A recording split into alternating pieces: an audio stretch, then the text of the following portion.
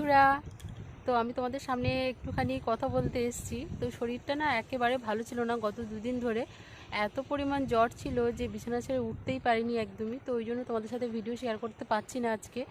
আর এই যে এখন এই যে বিকেলবেলাটা একটুখানি শরীরটা ভালো লাগছে, অনেকটা ভালো লাগছে। একটুখানি নদীর ধারে দেখো এসছি, এই যে দেখো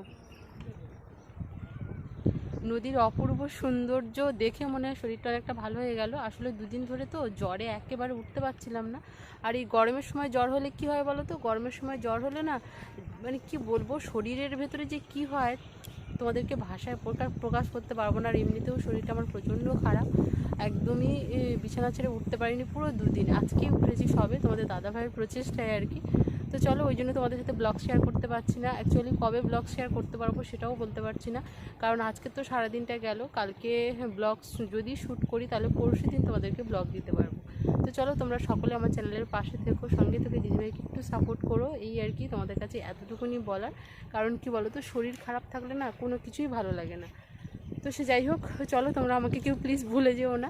অবশ্যই পরশু থেকে হয়তো তোমাদের সাথে ব্লগ শেয়ার করতে পারবো। তো চলো, টাটা।